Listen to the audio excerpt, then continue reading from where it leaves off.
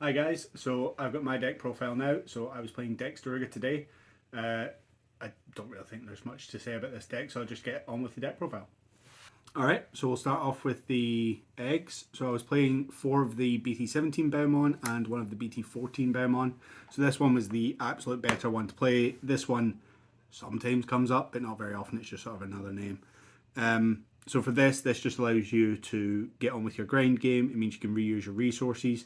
When you promote a Lugamon and you go straight into like Daruga from trash off this, it means you've got those Darugas in hand for so many more turns. It means you can continually apply that taunt, and even later in the game, just when you're missing that one critical piece, and you can mind link when you need to get into that level you need. This one has just been fantastic, and it really enables the deck to like control the gameplay and grind people out. So this one is absolutely critical.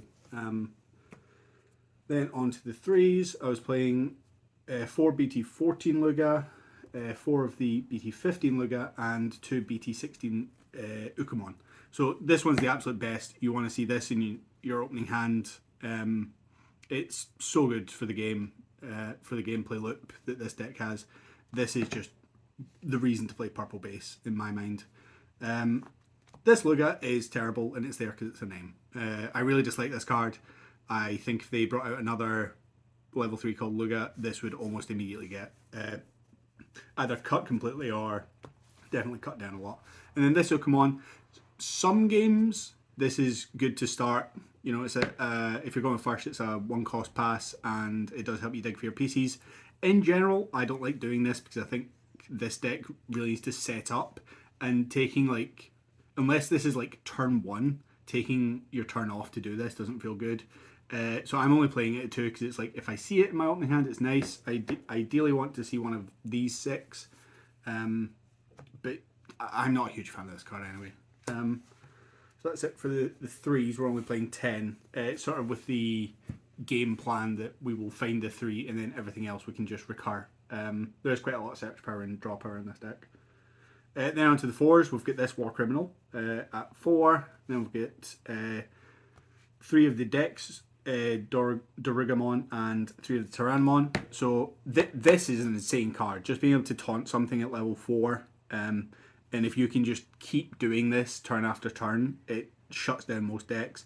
This was instrumental against Magna X. Just being able, the way I played it, you just let them get the first turn in, and you just have to say like, I'll take that, and then you go up and taunt it with you know, like your Dex and Daruga setup, and they just can't get through it. So this is key for like the Magna matchup. This is a really nice card. It deletes 4 cost or less if you're Digivolve from trash or on top of here. So this is really good for floodgates. The reboot is crazy. It means you're allowed to go aggro earlier. Oh, and for anyone who doesn't know the Dex game plan, the 4, 5, and 6 all have this trash all turns. When the non-Dex version would be deleted, you can evolve into this from trash to prevent it.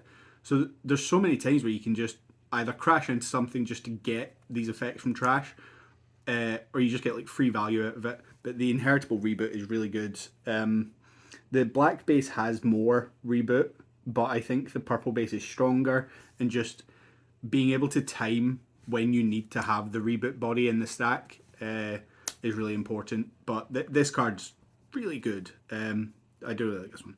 And then last we've got Tyranno. So this is your search power and a blocker. It's just a really good card. I put in a third one because I think early game, just being able to drop these, stop rookies from taking early chips and things, really nice.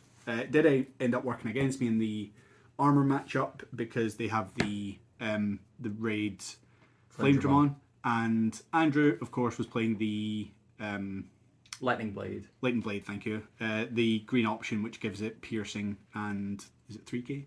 Yes, I think it is. Yeah. So yeah, raid and piercing, fun. Then on to the 5s, we've got Dorugoramon at 4 and 2 DexDorugoramon. So this one has collision. So those that don't know, this is kind of the whole shtick of the deck. Collision gives everything your opponent currently controls blocker, and they must block a Fable. And then it has the all turns when attack target is switched, it can evolve into a SOC, Undead, or Beast Dragon in hand without paying the cost. So you're in this version, you're going into Daruga and DexDoruga. But you can just force a lot of things with this. So you'll see in my game against Shine, my only option was to swing into a Shine Burst Mode Ace, sorry. Force it to block, and then I had another stack that was able to get over it. But collision's just such a dirty keyword. And the inheritable is insane. So it's all turns once per turn. When it deletes something, you can play a X antibody or SOC card from trait with play cost 5 or less. So this can play out your Tamers. It also plays out your Dorugamon. You don't get the taunt, but you do get trash one to draw one. So you get quite a lot of filter with this deck as well.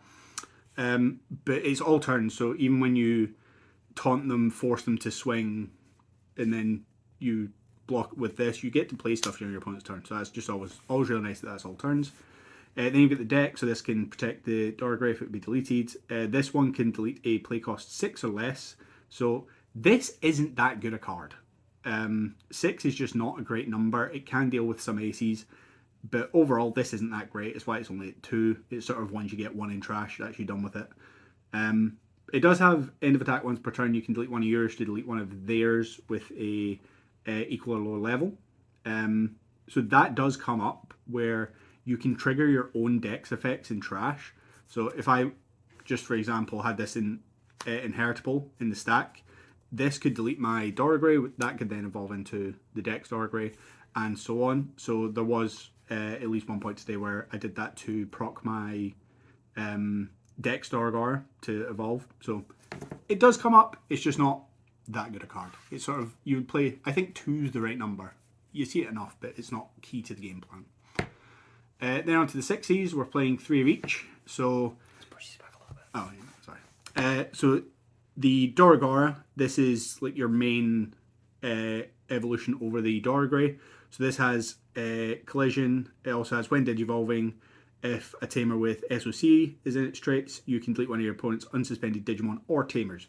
This for board control, just deleting tamers, is crazy. It also has when another Digimon is deleted, you can unsuspend this Digimon. So because of the Aegis having a lines, you can, swing in something, delete it, unsuspend, swing again with the lines. It clears bodies really well. It clears tamers. This is the reason the deck is so insane. This has been a very good help though, because I don't know why they allowed this. So it has the same protection.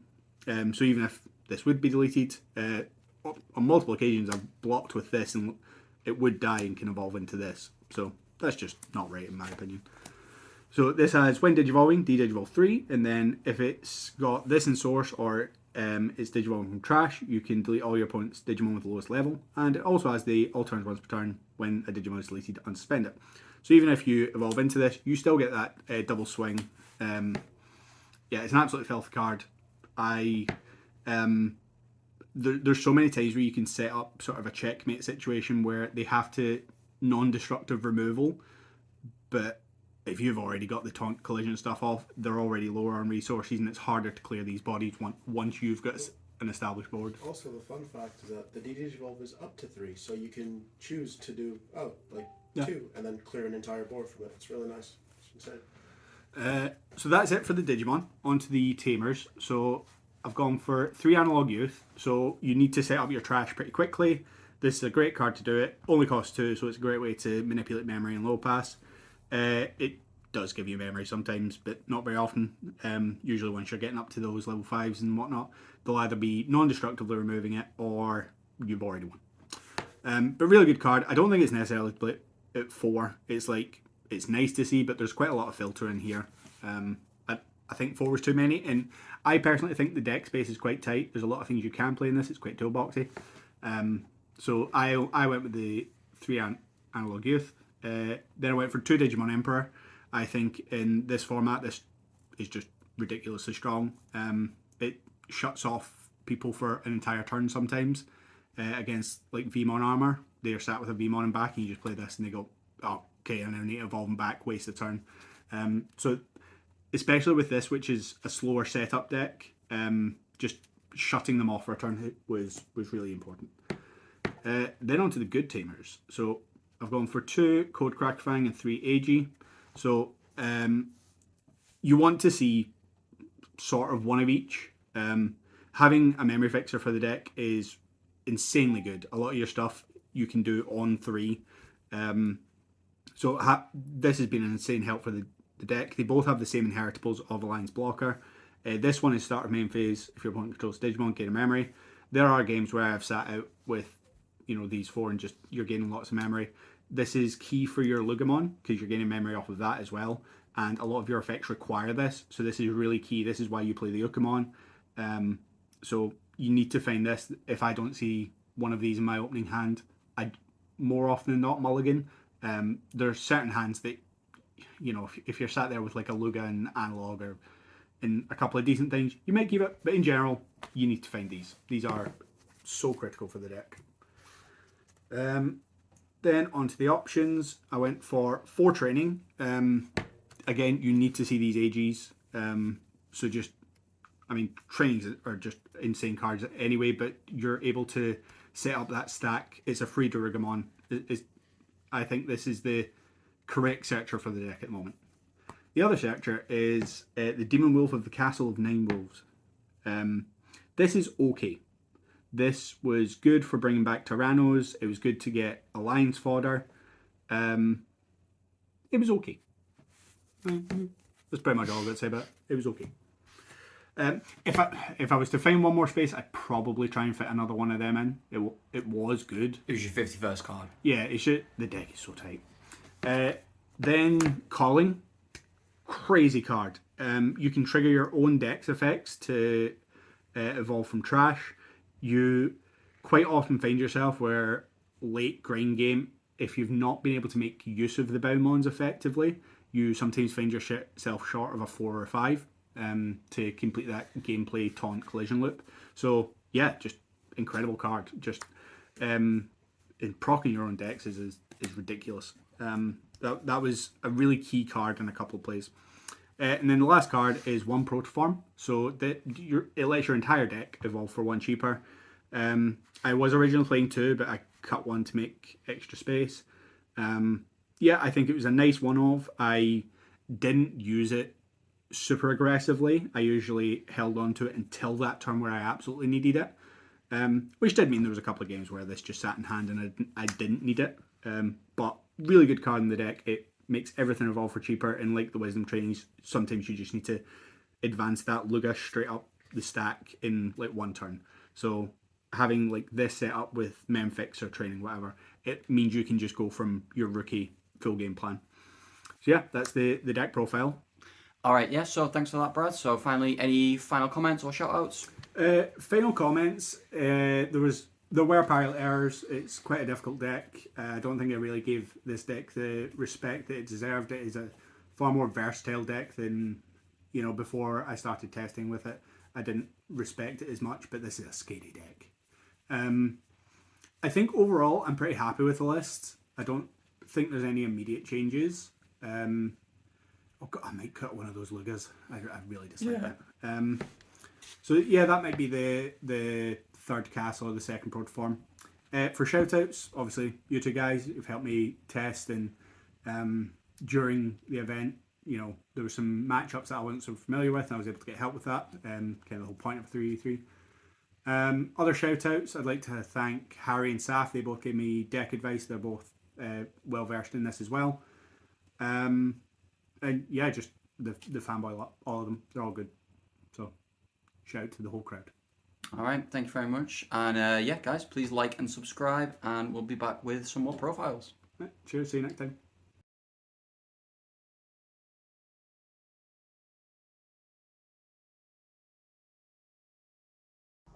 Shh, not a zombie channel.